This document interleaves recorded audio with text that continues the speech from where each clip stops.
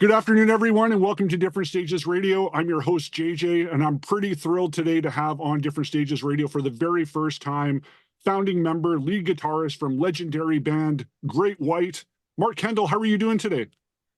Hey, JJ. Thanks for having me, man. I Doing appreciate good. I appreciate you. Thanks, bro. How are things going in your world? Pretty good. Just at home chilling. So you might hear a dog bark or something, but you won't hear a lawnmower. Those guys come on Monday. Noted.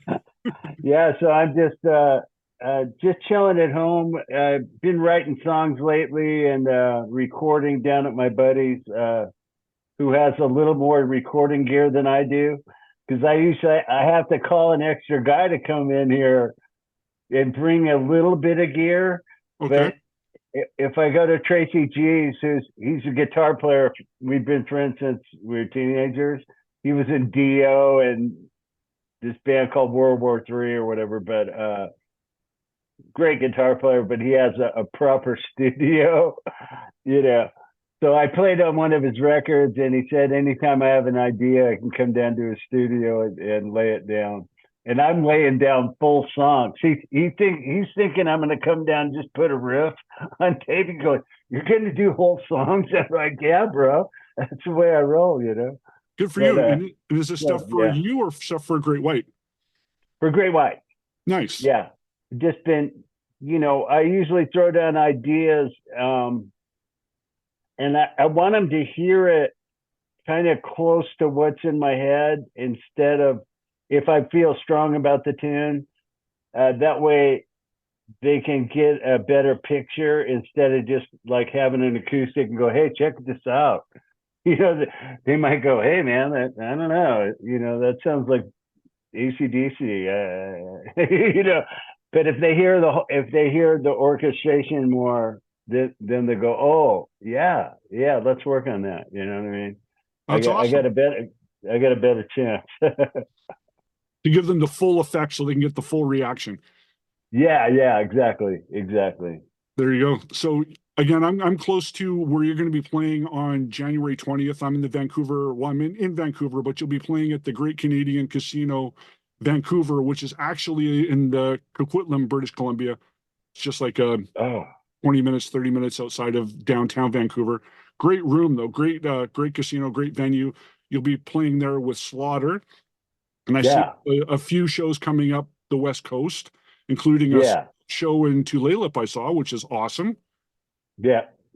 But so you're doing a number of dates as you have been over the years with Slaughter. So there must be some pretty cool connection with those guys. Yeah. Well, it gets requested a lot, that package, but we do other stuff too. We've done stuff with a lot of random bands, that we didn't play with back in the day, because if we did support a big act like a Scorpions or whatever, it would be like a long tour. It wasn't like we're doing now, which is kind of fly dates. We're not out on a bus with one band or headlining. So it's a little different today. We might play with REO Speedwagon one week and then, who knows. But it's kind of fun, actually, because we meet a lot of people that, we've kind of respected over the years, but never, met them in person. So it's kind of fun just to, play with an April Wine or whatever, bands you've seen on MTV or heard for years, but you've never met them, so I don't know. It's kind of neat, Kind of bringing it more full circle now, I guess, in a way, kind of filling in some of those gaps. I'm sorry. Kind of bringing it all full circle and filling in some gaps along the way. Yeah.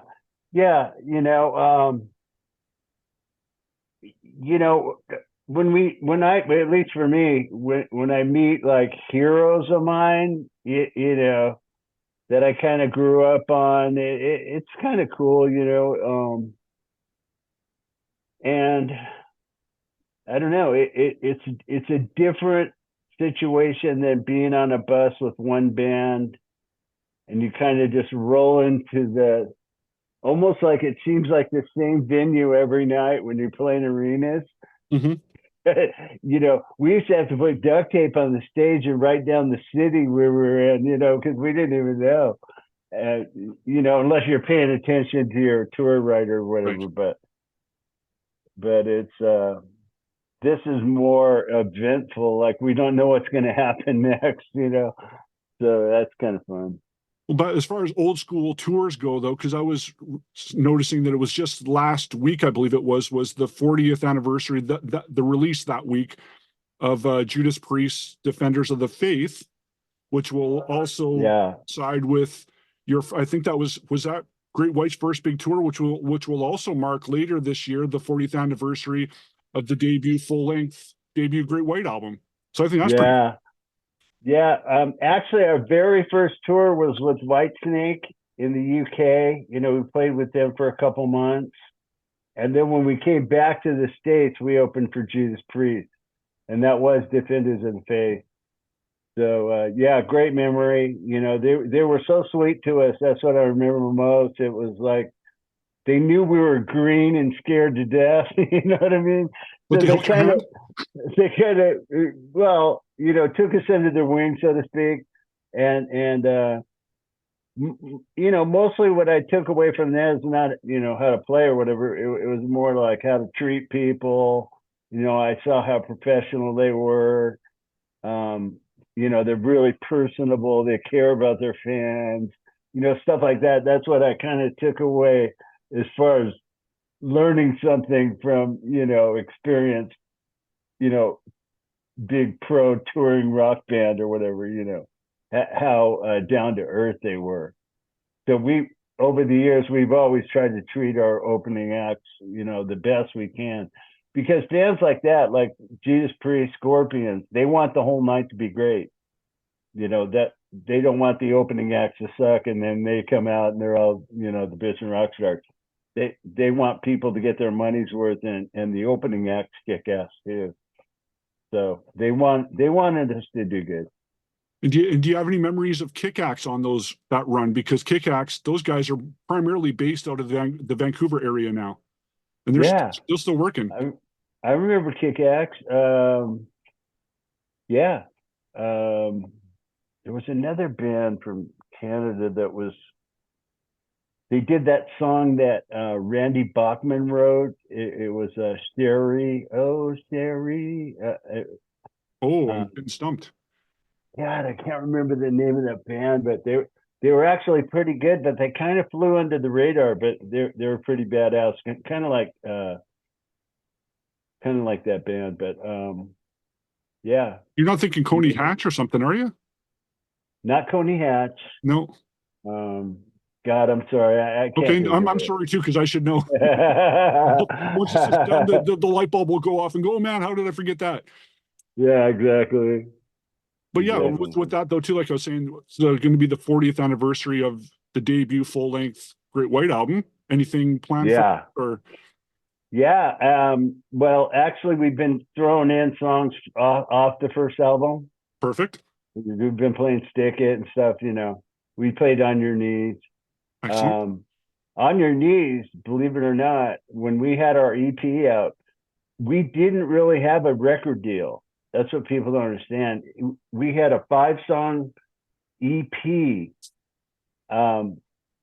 That's exactly it right there. That's the EP, right? Yep. I'm one of those guys. Yeah, that's the EP. Okay, so anyways, yes, it is a record, but we only had a distribution deal. It wasn't like we were on Chrysalis or Warner Brothers. Right. We weren't even on Enigma, which is the label that distribution deal Green World came from. So we had a distribution deal, but through connections with our manager and this guy and that guy, knew a radio programmer and was able to get On Your Knees on the radio, like in rotation, dude. That's huge. That's huge. I could not believe this. We went to listen to it one day. We didn't even know it was a surprise, right? He just came to our rehearsal and goes, set up this little ghetto blaster and said, check this out. We thought it was going to be an ad for a show because we were playing locally and stuff. But On Your Knees came on, and we thought it was just that one time they're just like doing a special thing because they don't play local bands, with national acts. It just wasn't, that never happened. And all of a sudden it was playing like 6 times a day, dude. I couldn't believe it. I had to pinch myself. I'm going, why are we playing with bands like Tom Petty? I don't get this. This isn't normal. And it kind of started something, and then Rat made an EP and they had a song on the radio, so because people really responded. So, I have to respect KMET and thank them for getting taking a chance like that, because it really got something rolling in Los Angeles bands. Well, that's massive, because you look at the time, there's so much competition. To even get 30 seconds would have been massive. So to get that absolutely is unheard of. Just as MTV's taken off and all of that, like, it's just, no, like, you would never expect that.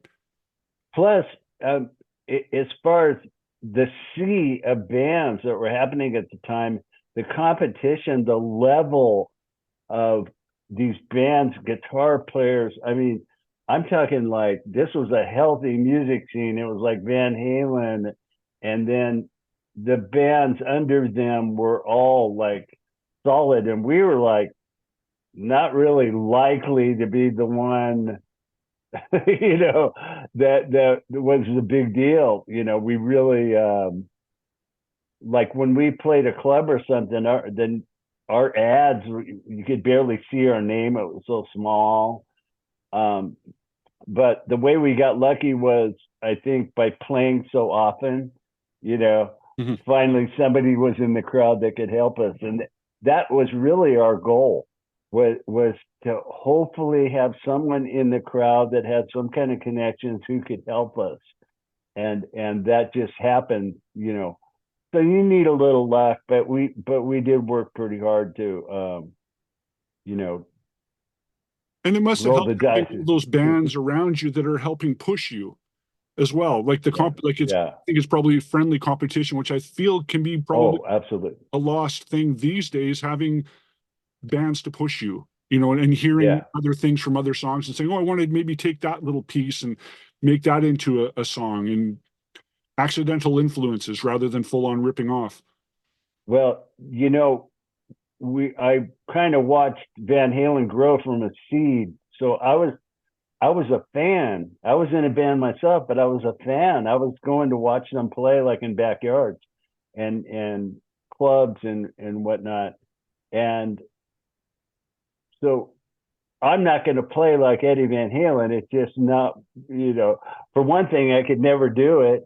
For the other thing, I'm more influenced by the blues side of guitar players, like the Johnny Winters, Alvin Lee, those type of guitar players. So that was my influence. But what I did take from them was their work ethic, because they played more than everybody.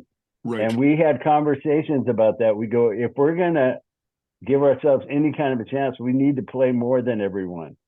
So that meant playing free a lot, playing for a beer, whatever.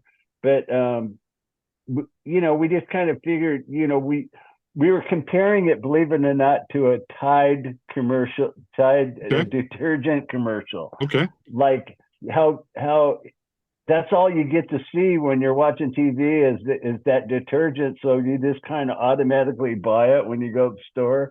We're thinking, if they keep seeing our band over and over, maybe we can brainwash them. You know what I mean? Literally brainwash them with Tide. Yeah, you know what I mean? Just crazy. It's crazy thinking, but you know what I mean? It's like, and plus at the same time, we're getting better because we're playing so often. You know what I mean? So it's a win-win situation. We get to improve and get our name out there. Well, on the topic of course, when we do get discovered, they change our name. Oh, there you go. Yeah, you're not the First Fox day. anymore. You're not First Dante day. Fox anymore. Exactly. I remember us saying, we said, but we're going to lose all our following. He goes, don't worry about those 70 people. I'm Yeah. talking, taking it like worldwide. Oh yeah. Yeah. We Yeah. go, oh, Yeah. okay. And now there's 70,000 that pretend that they were there in the day. I'm sure, like all those old bands. I was there. Everybody was there. Yeah.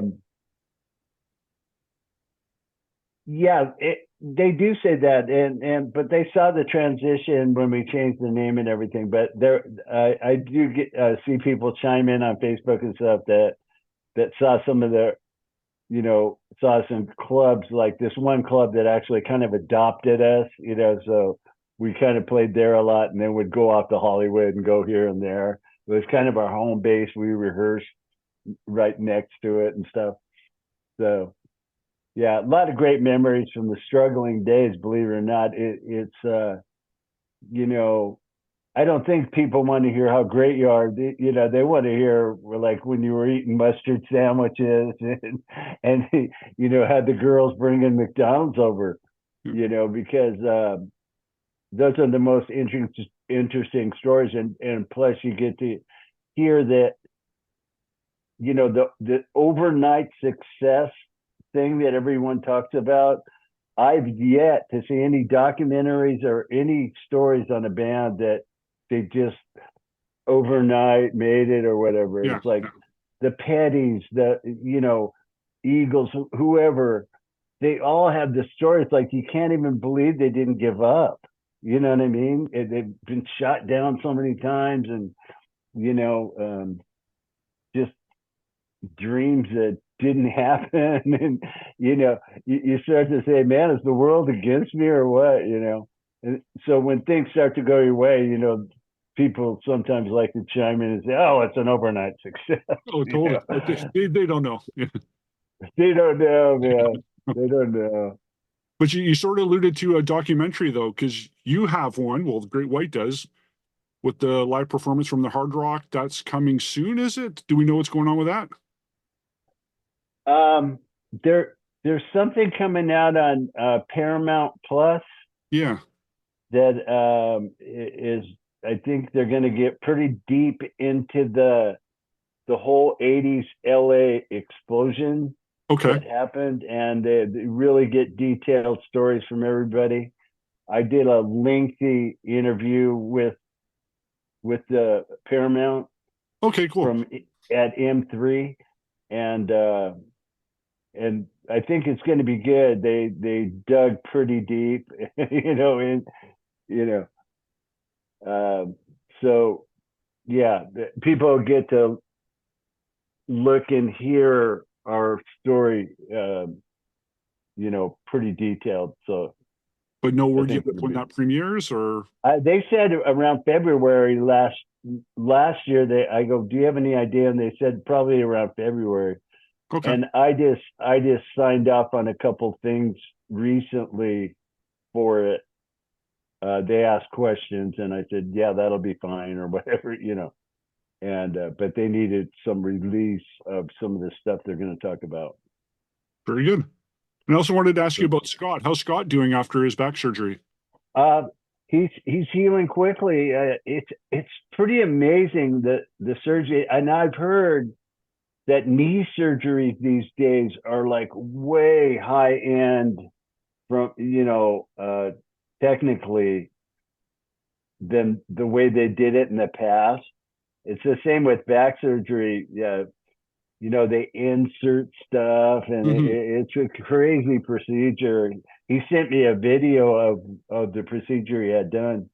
He had a lot of pain like for a week, but he just told me day before yesterday he's feeling a lot better. He's moving a little bit. He's not taking any pain meds besides Advil or whatever. He Yeah. was taking this, like the opiate type Mm. I pain can do meds, that. and he goes, God, I hate this. Yeah. I feel like a zombie. I can't even talk, he said. But the pain was so bad. So, yeah, we're hoping for a speedy recovery on that, and which is happening now. So we have a bass player out temporarily, and doing a great job. Anyone of note or just Buddy or? Not really. His name's Ian. I don't even know his last name.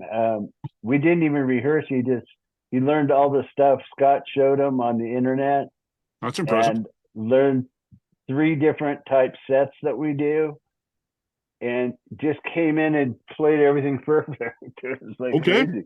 Yeah. So, you know, we let people know that he's filling in, and he's doing a great job. And then in the frontman world, because some people may be out of the loop. So from Terry to Mitch to Yeah. Andrew and now Brett. Yeah. I've seen a couple clips with Brett, and Brett sounds and looks awesome. Yeah, How's that going? it's amazing that we had to go through all that, but Mhm. we loved Andrew, and I still do. Great singer, Mhm. but his loyalty and his first band is Last in Line with Vivian Campbell, but what we can't do is like cancel shows because he has a tour or whatever, and get a million different singers to fill in or whatever. We're just not that type band. We like to have one singer. Let's go.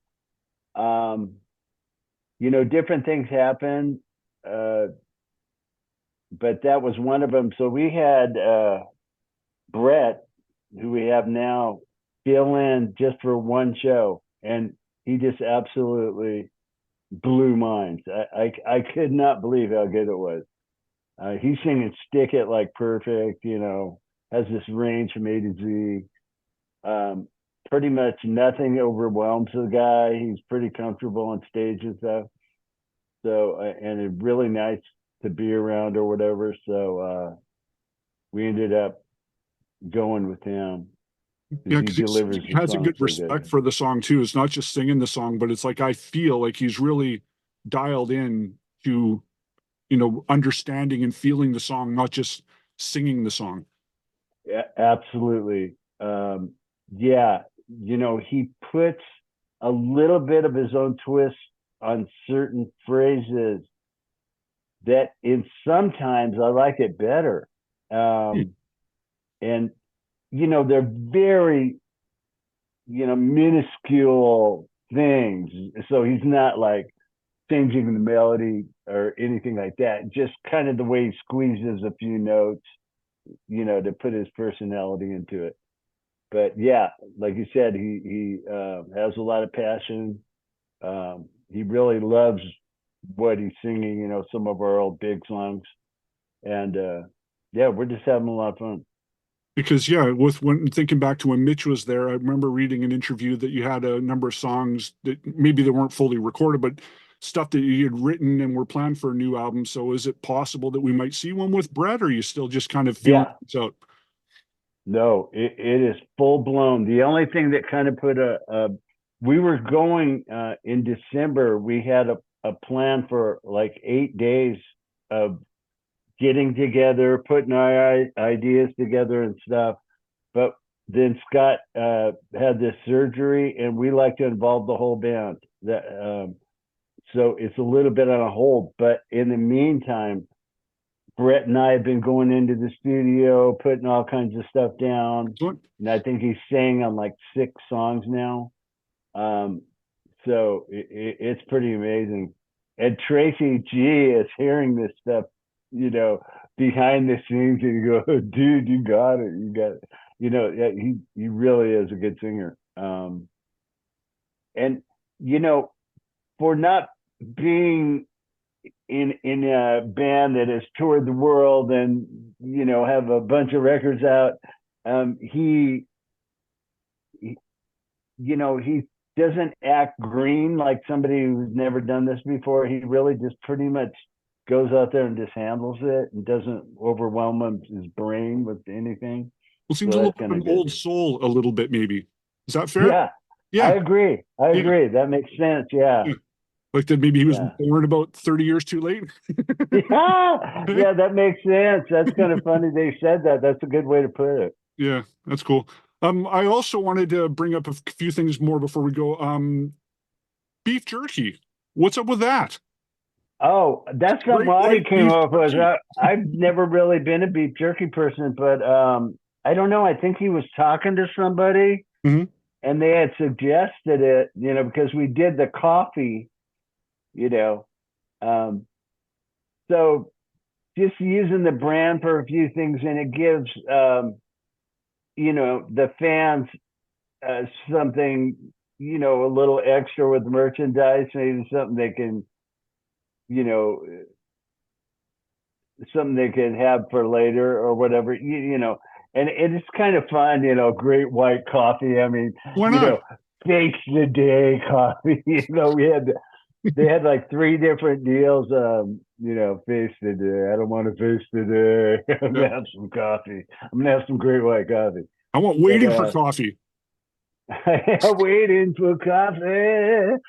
Um, so yeah, that's somebody. This Audie was talking to somebody, and they had this business where they sold beef jerky, and they said, "Hey, would you be interested in maybe doing some great white beef jerky and stuff?" And they started talking about it, and then they're coming up with like logos for for the bags and stuff. So yeah, it's all in fun. That's perfect. That's perfect. So I guess in a way I kind of alluded it to there, waiting for coffee, waiting for love. On a previous episode of my show where it's primarily music that I do play, and I like to insert these interviews. I did a guitar solo special on solos that were really important to me when I was developing what I really, really dig. And this isn't to make you feel 400 years old or to make me feel like I'm 10 years old, but when I Yeah, was gotcha. 13, 14, 15 during the debut Great White and Once Bitten record that and Shot in the Dark, that Waiting for Love and I is one of my favorite solos in a song ever. And Mm. I find solos like that, and for me that show, I don't want to dwell on that show too much because there's so many solos that I love in there. But just I feel that there's this lost art of the guitar solo where it's Right. not just the solo, but the Mhm. band that's playing around it. And Yeah. I feel that feel and stuff is lost, and I find it at least reassuring that there's still people like yourself that are introducing that to people. And how do you feel about creating solos? Like, is that cool for you? Like, do you recognize that, like a solo like Waiting for Love, for example? Yes, absolutely. I really try, make an effort to, first of all, put the song first and say, what can I do in this to make it even better? I really want something that's going to live a while. And the other day, and I do this a lot. I go on the internet and I watch some of these guitar players interpret our music in solos and stuff. And a lot of times they'll get it right, but they play it in different areas on the neck, which is normal. I'm sure I did the same thing growing up, learning songs. I didn't play it in all the positions that they did. Yeah. But one guy blew my mind. Well, for one thing, he's super accomplished. I think he's from Italy or something. His name's Sasha something or other, and he did the solo for Highway Nights like he was bending the notes and stuff like the way I do. It was like amazing that someone got it that good. Not that he's learning like an Eddie Van Halen solo or Paul Gilbert, some whizzed out like incredible something that's hard technically, but just the way he played it, it was like I couldn't believe someone. I've never seen it before where I go, that guy's like playing it like exactly how I played it. Like I can't believe how good he interpreted it. And as far, because I'll see a guy like play one of my solos and not like it again. We know they're not technically, it's like the Stairway to Heaven solo. Like any you know guitar player that's been playing a while could probably cop that solo and play it note for note or whatever. But there's one thing about playing a solo note for note, and the other thing is how they feel the vibrato and the bends, and Exactly. you know, there's a certain thing going on there that you really can't explain. You just say if he did it good or you know not, you know, like yeah, he hit all the notes, but there was no feel really. Yeah. You know, it was lacking in the feel department. So as far as the waiting for love thing, yeah, you know, kind of just fit right in there, you know. It's really a song really kind of tells you what to play, you know. Sometimes when I'm writing a song or writing with someone else, I don't just throw chords together where the solo goes. I try to do something that I can really do something sweet over, Yeah. you know, not just hit and hope, so to speak. Exactly. Like I just put like three chords together and just try to come up with something. Like I kind of know there's a lot available that I can play over this progression, this chord progression that if I get it right can be pretty sweet, A you know. beginning, a middle, and an end. Yeah, exactly. Dynamics and feel, totally. Well, I appreciate all the time that you've taken for Different Stages Radio today. I want to mention that you can win tickets to see Great White and Slaughter January 20th at the Great Canadian Casino in Coquitlam, British Columbia, Great Canadian Casino, Vancouver. We got a pair of tickets to give away, so go to differentstagesradio.com for your chance to win. And I thank my guest today, Mark Kendall. Great White. Awesome. This is Hey, nice. awesome. This was a Yeah, really nice. good time, and we will look forward to the celebrations of the debut full-length Great White album, celebrating 4 Yeah. years this year, and hopefully a forthcoming album later this year or next with Brett on vocals. Speedy recovery to Scott. Get your Great White Beef Jerky wherever you can find it. Give us as well. Yeah, And, any merchandise that anybody wants to get, just go to officialgreatwhite.com.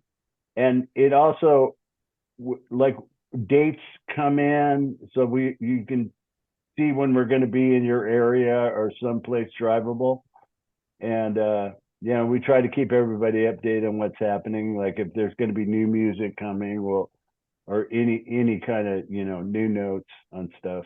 Officialgreatwhite.com. And we're on all the social media, so we're not hiding from no one. no, perfect. Much appreciated. Awesome. Be well. Thanks, JJ. Thank you. Take care, man.